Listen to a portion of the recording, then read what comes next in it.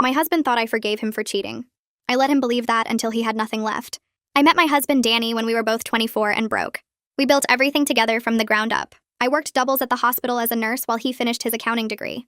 I packed his lunches and quizzed him on tax law while running on 4 hours of sleep. When he finally got his job at a firm downtown, I cried happy tears because we made it. We bought a little house with a yard and I thought that was it. That was our life. 10 years of marriage and I never once doubted him. Then I found out about Holly.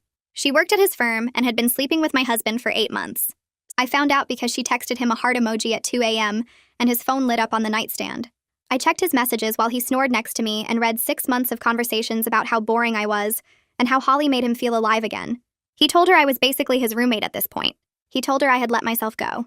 He told her he was only staying with me because leaving would be expensive. I sat in our bathroom and cried for 3 hours. When I came out, I had a plan. The next morning, I confronted Danny and watched him turn into someone I didn't recognize. First, he denied it. Then, when I told him I read everything, he got mad at me for going through his phone. He said I violated his privacy.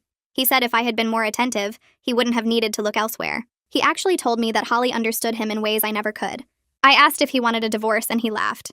He said Holly was fun, but she wasn't wife material. He said I was overreacting and that it was just physical. He promised to end it if I could just let it go and move forward. He said couples get through this all the time. Then he asked what was for dinner. I told him I needed time to think. For 2 weeks, I acted devastated. I cried randomly. I slept in the guest room. I asked him questions about Holly and watched him get annoyed that I couldn't just drop it already. He started coming home with flowers and making dinner reservations. He kept saying we should go to therapy, but only if I promised not to bring up Holly every session because that would be counterproductive. His mother called me and said I should be grateful he chose me over the other woman. She said men have needs and sometimes wives get too comfortable. She told me her own husband had a wandering eye and she handled it with grace. I thanked her for her wisdom and hung up. That's when I decided exactly how this would go. I told Danny I forgave him. I told him I wanted to work on us and build something even stronger. He was so relieved that he cried. He said he knew I would come around because I was logical and not emotional like other women. He said we could finally move forward now that I had processed my feelings. I smiled and said I had some ideas about our fresh start. I told him I always felt like his gaming setup in the basement was a barrier to us spending quality time together. He had spent years collecting vintage consoles and rare games. It was worth thousands, but more importantly, it was his pride and joy. He hesitated, but I reminded him that Holly was more important to him than our marriage, so surely I was more important than his game collection. He sold everything within a month. I told him my friend's husband was a bad influence and maybe we should distance ourselves from them. Danny loved hanging out with his buddy Craig, but I pointed out that Craig was the one who covered for him during the affair. He stopped talking to Craig.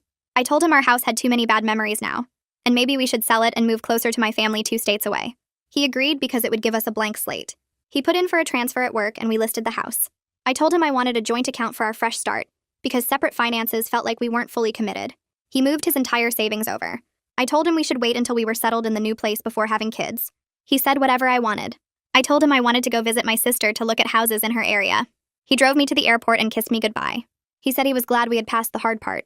He said he couldn't wait to start our new chapter. I smiled and went through security. That was 7 months ago. I never came back. I filed for divorce from my sister's couch. Danny had already quit his job for the transfer, sold his game collection, cut off his best friend, and sold our house. The house money was split, but I had already moved my half of our savings before I left. His half went to a rental deposit on an apartment he picked out for us. I paid a lawyer with his gaming money. He called me 40 times the first day. First voicemail was begging. Second voicemail was angry. Third through 10th were him trying different approaches, like he was testing which version of himself would get me to respond. I deleted them all without listening past the first few seconds. The 11th voicemail was his mother telling me I was being childish, and that family works through problems instead of running away from them. I blocked her number and went back to unpacking my suitcase in Willow's guest room. My phone buzzed constantly for 3 days straight with texts that shifted from confusion to rage to desperation and back again. Danny sent paragraphs about how we could fix this if I just came home, how he had already made so many changes for us, how I was throwing away 10 years over nothing. He reminded me about the house sale closing next week and how we needed to coordinate the final walkthrough. He asked if I was having some kind of breakdown and needed him to come get me. He told me his mother was worried about my mental state. I forwarded everything to Crystal without reading most of it. She called me on day 4 and told me Danny's messages were actually helping our case because they showed he still didn't understand what he did wrong. She asked if I felt safe and whether I thought he might show up at Willow's place. I told her Danny didn't even know Willow's married name or her address, which was one of the few smart decisions I made during our marriage. Crystal said she would file a motion to prevent him from contacting me directly, and that all future communication had to go through her office. The calls and texts stopped after she sent him that letter, and the silence felt better than any apology he could have offered. Crystal called 2 weeks later while I was restocking supplies in the medication room at my new hospital. Her voice had that particular tone lawyers use when they are about to tell you something that should make you angry, but they are trying to stay professional. Danny's attorney was pushing for mediation to settle everything faster and cheaper. She thought we should refuse because his desperation meant we had leverage, but she wanted my input before responding. I locked the medication room door and leaned against the supply cart, while she explained that mediation could save months of court dates, but might also pressure me into accepting less than I deserved. I asked her what she honestly thought we could get if we went to trial versus mediation. She said trial would take longer and cost more, but the outcome would probably be similar since the facts were clearly on my side. I told her I was willing to mediate if it moved things forward, but I was not compromising on what I was owed. She made a satisfied sound and said she would set it up with terms that protected my interests. Before she hung up, she mentioned that Danny's attorney sounded tired, which she took as a good sign. I went back to counting medication doses and realized my hands were completely steady.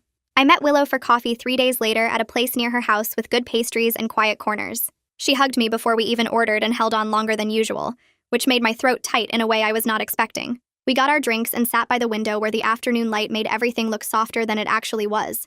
She told me she was proud of how I handled everything, but worried about whether I was actually processing my feelings or just staying busy. I stirred my coffee and admitted I did not know the difference right now, but staying busy felt safer than falling apart. She reached across the table and squeezed my hand. She said both things could be true, that I could be strong and still need time to grieve what I thought my marriage was. I had not cried since leaving Danny, and suddenly I was crying in a coffee shop while Willow handed me napkins and blocked me from the view of other customers with her body. She did not tell me to stop or that everything would be okay. She just sat there while I cried about 10 years I could not get back, and a man I thought I knew who turned out to be someone completely different. When I finally stopped, she ordered us more coffee and a chocolate croissant to split, and we sat there not talking for a while in a way that felt more comforting than any words could have been. The mediation got scheduled for 3 weeks out, and Crystal sent me a detailed list of everything we were asking for and why I was entitled to it. I printed the document and read through it twice at Willow's kitchen table while she made dinner. The numbers were fair but firm, and seeing it all laid out made me realize how much I contributed to a life Danny claimed was his achievement. My labor, my money, my support, all of it quantified on paper in neat columns that showed exactly what I gave up while he built his career. Crystal had included the cost of his education, which I primarily funded through my nursing income. She listed the mortgage payments I made during the months he was between jobs. She calculated my contribution to his retirement account through the household expenses I covered, so he could maximize his contributions. She even included the market value of the domestic labor I provided, cooking and cleaning and managing our home while working full-time. The total was substantial enough that I had to read it 3 times to make sure I was seeing it correctly. Willow looked over my shoulder and whistled. She said Danny was going to lose his mind when he saw these numbers, and I realized I did not care if he did. 2 days later, Crystal called to say Danny's attorney had contacted her asking if I would be willing to speak with Danny directly before mediation. She relayed this with obvious skepticism in her voice, like she was reading me something ridiculous she found on the internet. His attorney suggested it might help us reach an agreement more easily if we could just talk things through like adults. Crystal waited for my response with the kind of silence that meant she already knew what I was going to say, but wanted me to say it anyway. I told her absolutely not, that anything Danny wanted to say to me could be said through lawyers in a professional setting. She sounded relieved by my answer and said she would shut down any future requests for direct contact. She mentioned that these kinds of requests usually meant the other side was worried about mediation and trying to find an easier path. I asked if that meant we had the advantage, and she said it meant Danny was finally starting to understand he could not charm or manipulate his way out of consequences. Before we hung up, she reminded me not to respond to any attempts Danny made to contact me outside official channels, and I promised her I would not. I had dinner with Willow and Sebastian the following week, and Sebastian grilled chicken while Willow made a salad that was too fancy for a regular Tuesday. We were halfway through the meal when Sebastian mentioned he ran into someone from Danny's firm at a work conference. The guy recognized Sebastian's last name and asked if he was related to me, then proceeded to tell him that the affair with Holly was common knowledge among Danny's coworkers. Apparently, Danny and Holly were not subtle, and people had been gossiping about it for months before I found out. They had been seen leaving together after work, taking long lunches, and Danny had Holly's photo as his phone wallpaper for a while. I set down my fork and felt humiliated all over again, realizing how many people knew while I worked doubles and packed his lunches. Willow reached over and squeezed my arm. She said those people were not my friends, and their opinions did not matter, but I could tell she was angry on my behalf. Sebastian apologized for bringing it up, but I told him I was glad to know. It made me feel less stupid for not seeing it sooner if they were obvious enough that his entire office knew. My therapist asked me what I wanted my life to look like a year from now, and I sat there on her couch realizing I had no idea beyond not married to Danny. She waited while I tried to come up with something more specific, but everything I thought of felt like it was defined by what I did not want, rather than what I did. I told her this, and she nodded like I had said something important, instead of admitting I had no plan. She suggested that maybe that was enough for now. Knowing what I did not want was the first step toward figuring out what I did want. I left the session feeling like I had permission to not have everything figured out yet, which was strange because I had not realized I was putting that pressure on myself. I drove back to Willow's place and sat in the car for a while before going inside, just thinking about what I might actually want if I was not spending all my energy on what I was running from. Crystal sent over the final mediation prep documents, and I spent an evening reviewing everything with Willow at her dining room table. She read through the financial breakdown while I made notes on the settlement terms Crystal wanted me to push for. Willow suddenly stopped reading and looked up at me. She pointed out that I was entitled to half of Danny's retirement account too, which I had forgotten about. The number was substantial, more than I expected because he had been contributing the maximum amount for years while I covered more of our regular expenses. I added it to the list of things I was not backing down on, and Willow said Danny was going to need a second job just to recover from this divorce. I did not feel bad about it. He told Holly he was only staying with me because leaving would be expensive, so I was just making sure he was right about that. I picked up an extra shift at the hospital and ended up working with a doctor who was going through a divorce herself. We had a quiet moment during a lull between patients, and she asked how I was handling everything. I gave her the short version, and she listened while restocking exam gloves. She told me she stayed 2 years longer than she should have because she was afraid of starting over. She looked at me and said I was brave for leaving when I did, and I realized maybe I was. It had not felt brave at the time. It felt necessary and angry and like the only choice I had left. But sitting there in the break room with someone who understood what it cost to leave, I thought maybe brave and necessary could be the same thing. The day before mediation, Danny sent another email through Crystal begging me to reconsider the divorce entirely. He said he had changed, that losing everything made him realize what matters, that he would do anything to fix this. Crystal forwarded it with a note asking if I wanted to respond. I read it once and felt nothing except tired. I told her my presence at mediation tomorrow was my response, that I was done talking and ready for action.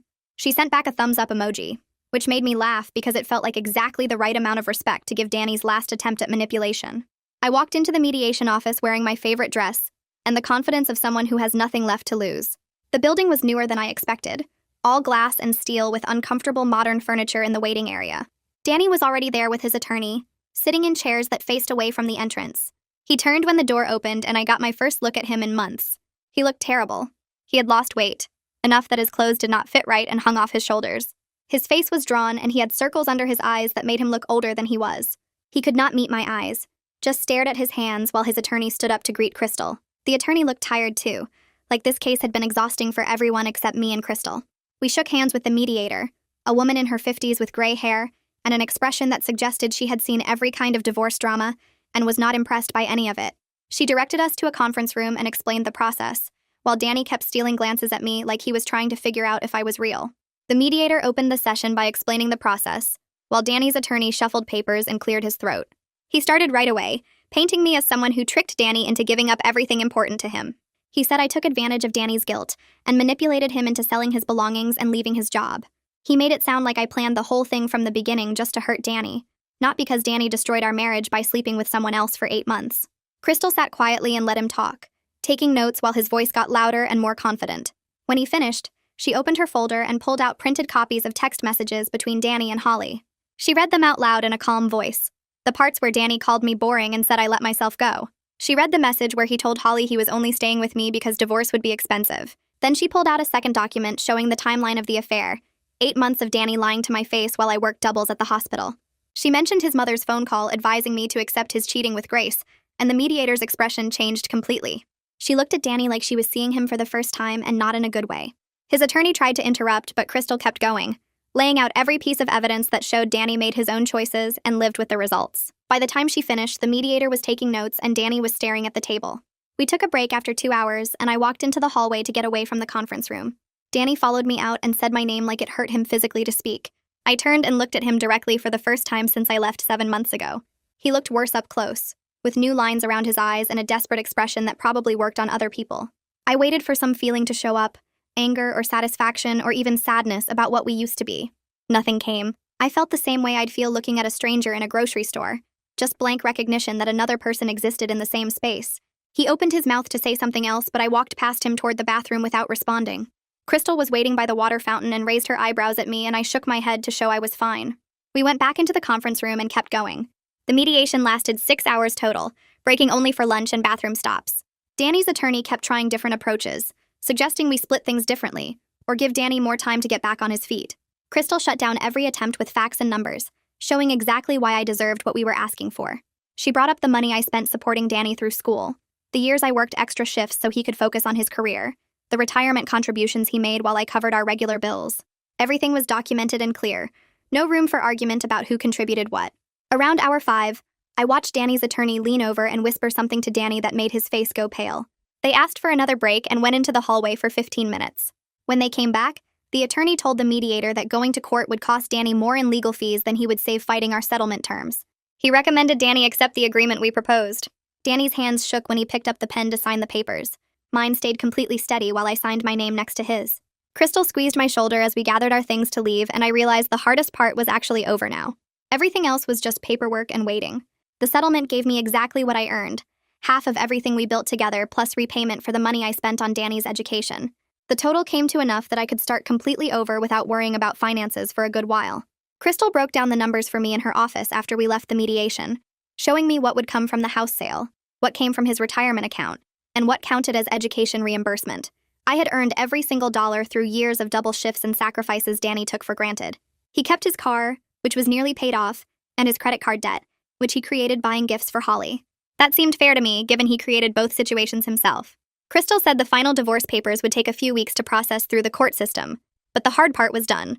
I thanked her and left her office feeling lighter than I had in months. Willow and Sebastian took me to dinner at a nice restaurant downtown to celebrate, the kind of place with cloth napkins and a wine list. I ordered what I wanted without checking prices or thinking about whether Danny would like it. Willow raised her glass halfway through the meal and made a toast to new beginnings, and Sebastian joined in with an encouraging smile.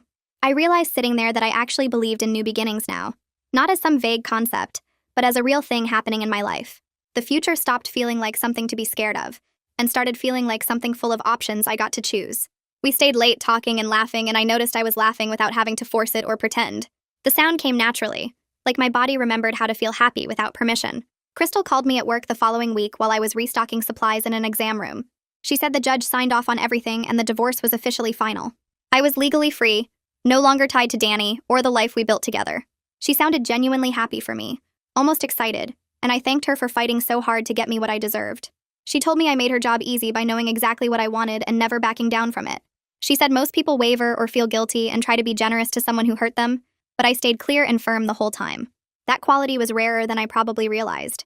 We said goodbye, and I finished my shift feeling like a different person than the one who walked into that mediation office.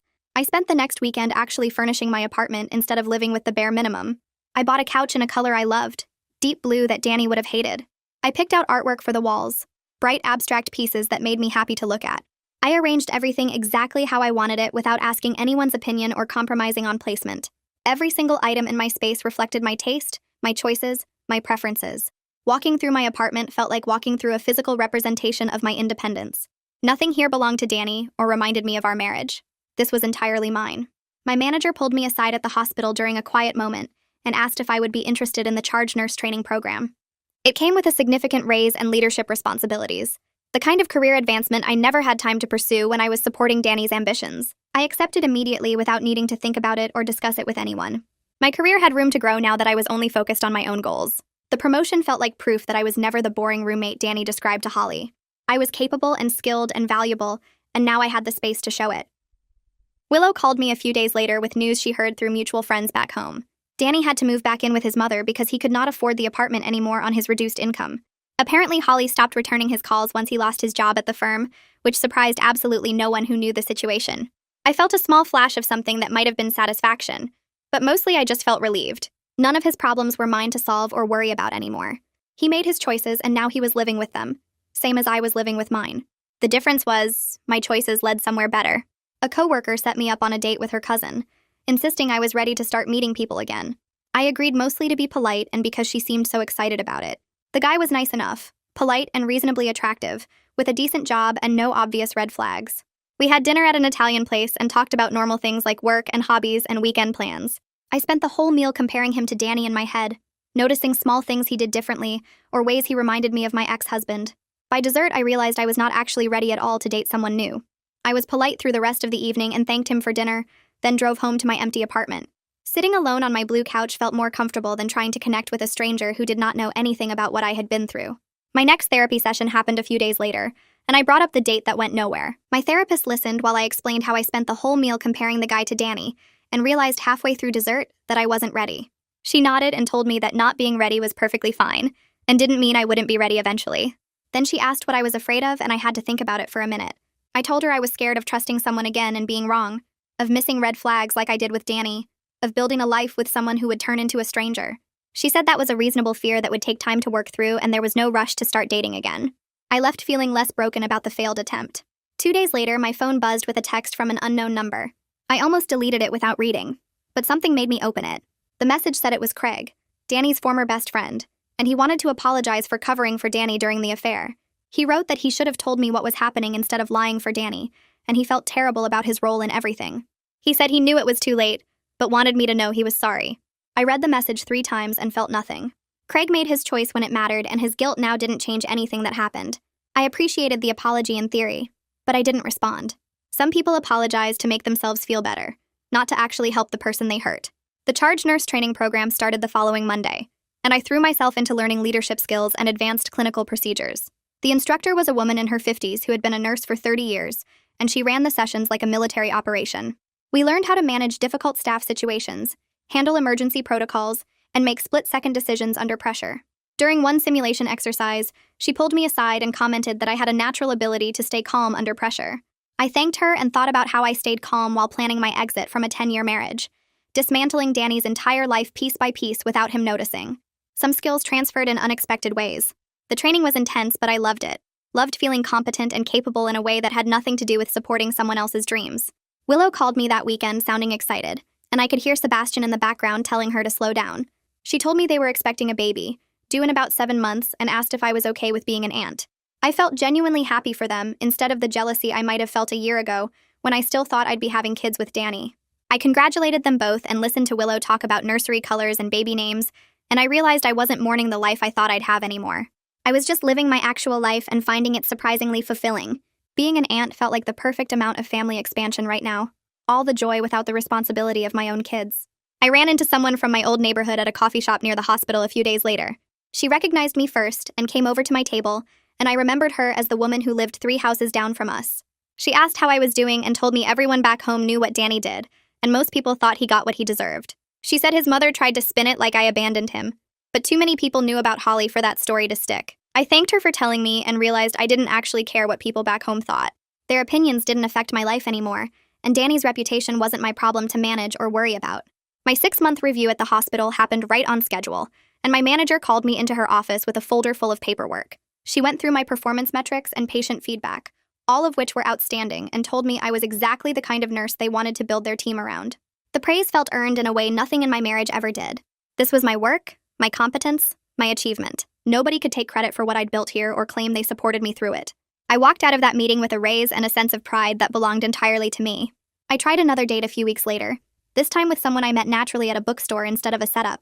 He was browsing the same section I was, and we started talking about the book I was holding. His name was Matthew, and he seemed normal and kind, with an easy smile that didn't feel forced.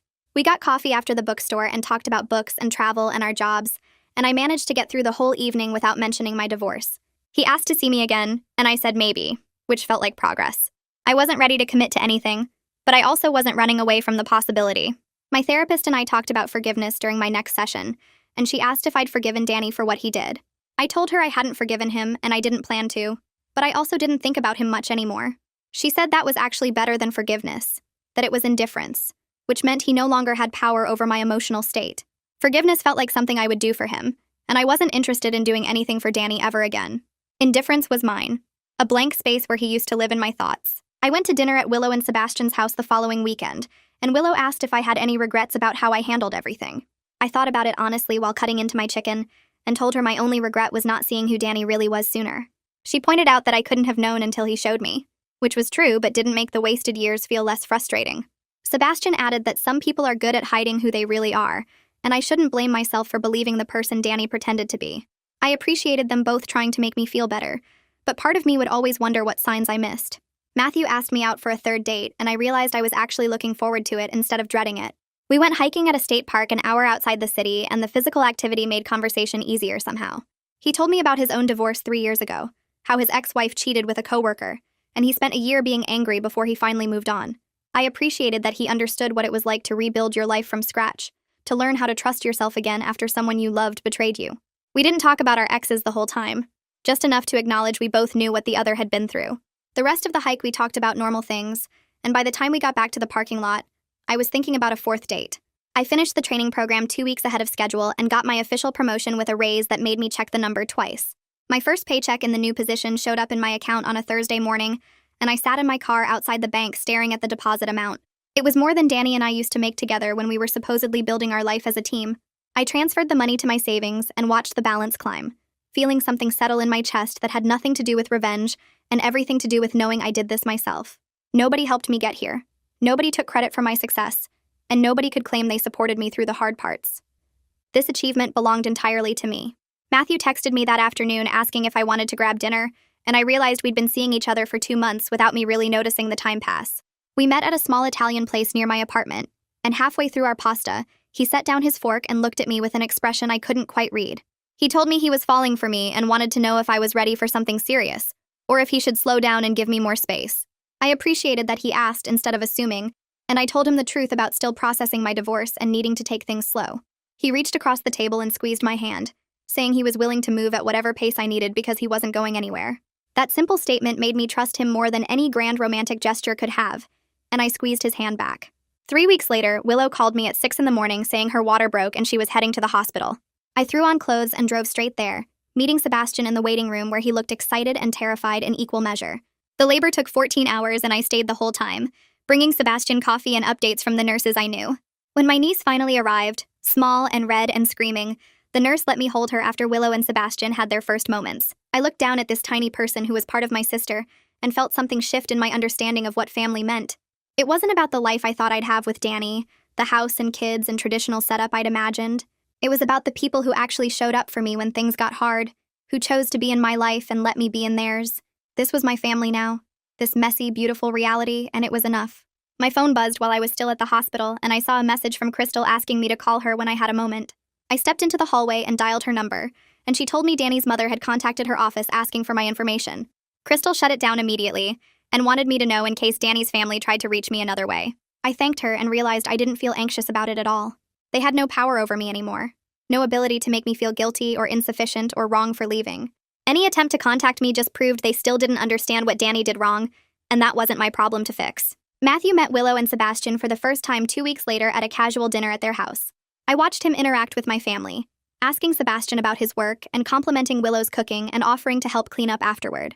He held my niece carefully when Willow asked if he wanted to, supporting her head the way the nurses had shown us. After dinner, Willow pulled me into the kitchen while Matthew and Sebastian loaded the dishwasher, and she told me she liked him. She said he seemed steady and kind, the sort of person who meant what he said. I realized I liked him too, and more importantly, I was starting to believe I could trust my own judgment again. Danny had made me doubt myself so completely that I'd stopped believing in my ability to read people. But Matthew felt different in ways I could name now. My 1-year anniversary of leaving Danny passed on a Tuesday, marked only by a therapy session where I talked about how much had changed. I had a career I was proud of, an apartment I loved, a relationship that felt healthy and equal, and a sense of self I didn't have when I was trying to be whatever Danny needed me to be. My therapist asked if I felt like I got my revenge, and I thought about it before answering. I told her I got something better than revenge.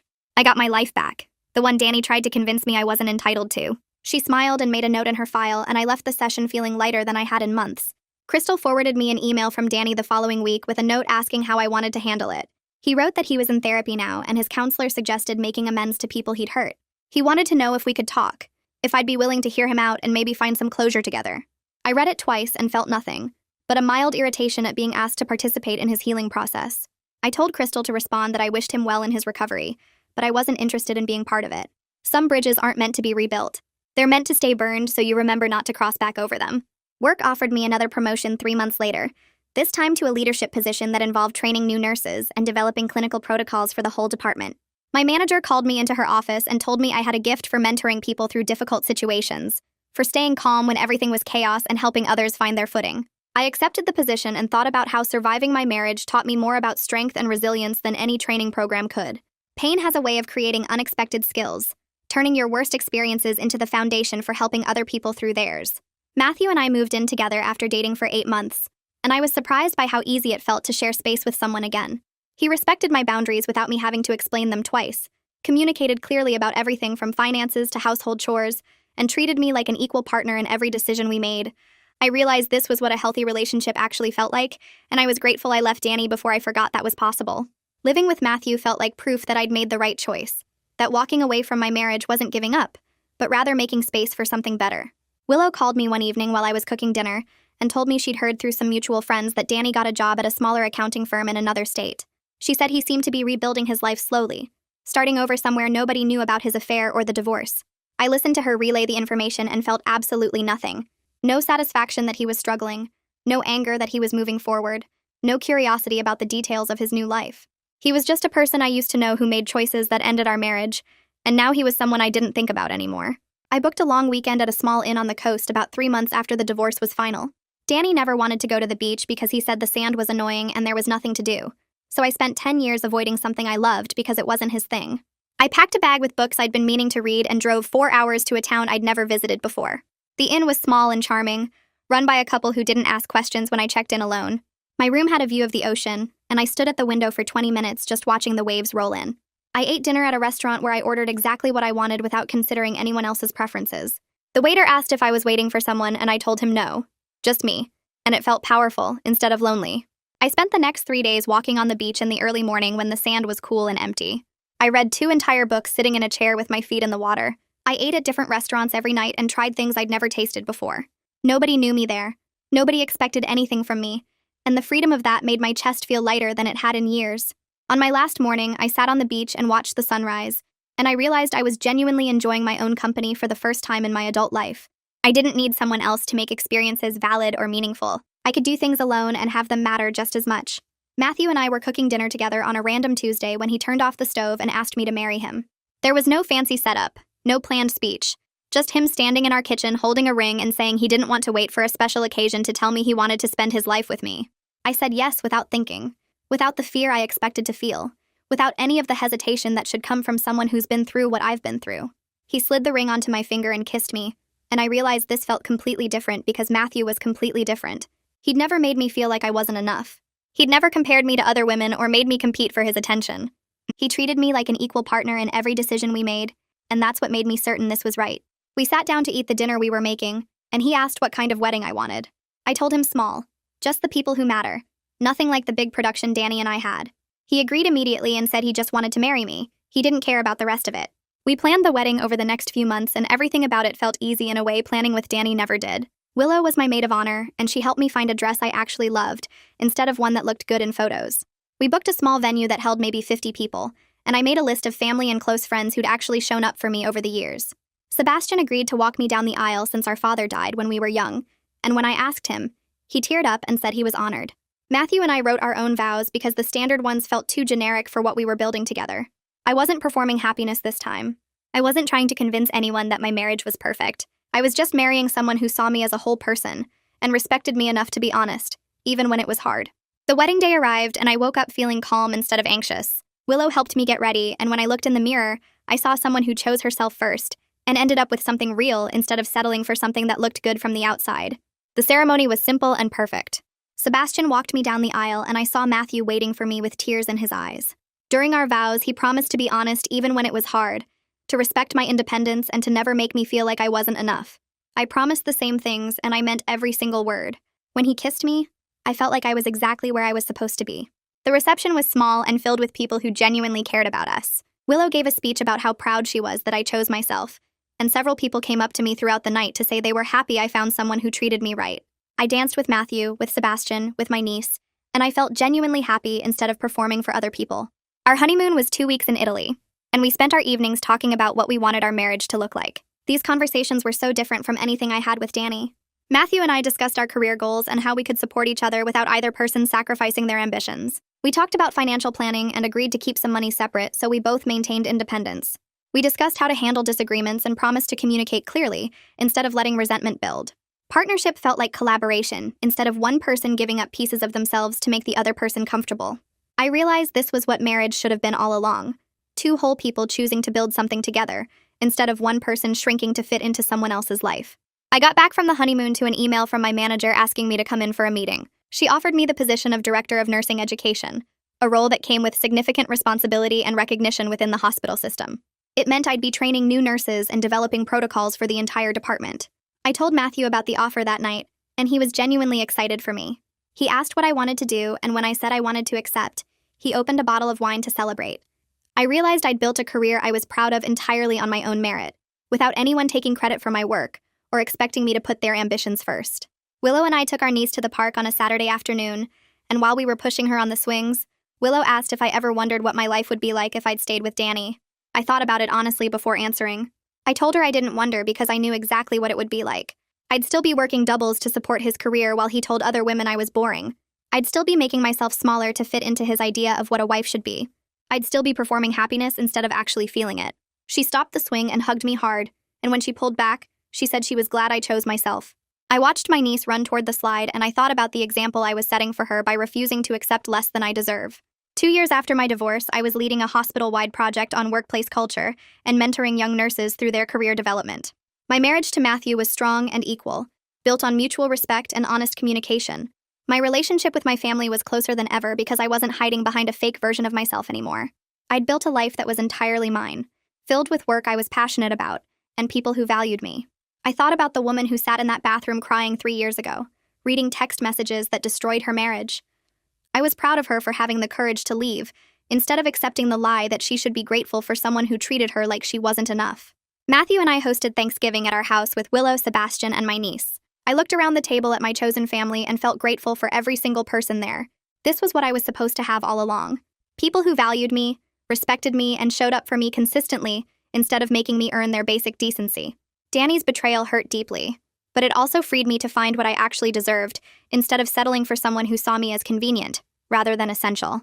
My niece asked me to pass the potatoes, and I smiled at how normal and peaceful this felt compared to the tense holidays I spent with Danny's family, trying to be perfect enough to earn their approval. I attended a professional conference the following spring, and I was walking between sessions when I saw Holly standing near the registration desk. She spotted me at the same time, and for a second, we just looked at each other. She walked over and tried to apologize for the affair, saying she knew what she did was wrong and she was sorry for the pain she caused. I listened politely and then told her I was actually grateful it happened because it showed me who Danny really was before I wasted more years on him. She looked surprised, like she expected me to still be angry or hurt.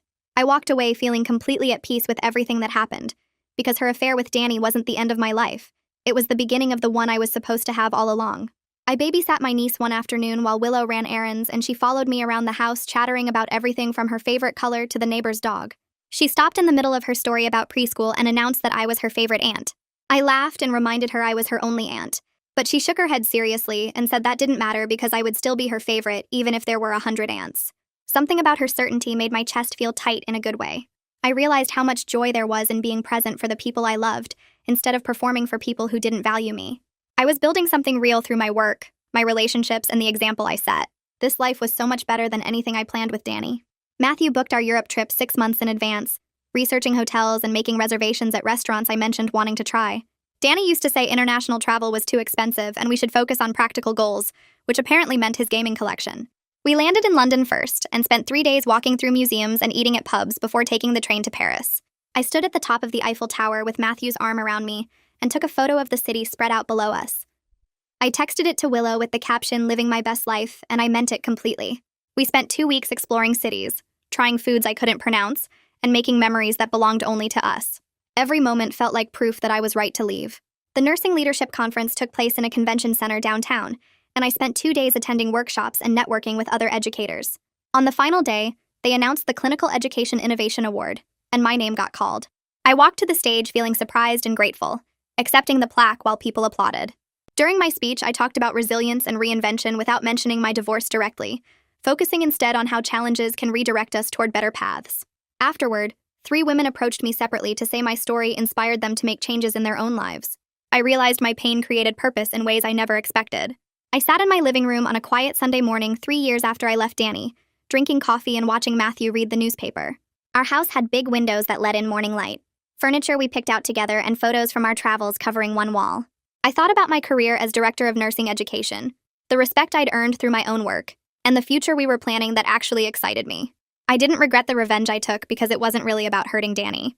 It was about reclaiming my power and refusing to be the person he tried to make me. I chose myself, and it turned out to be the best decision I ever made.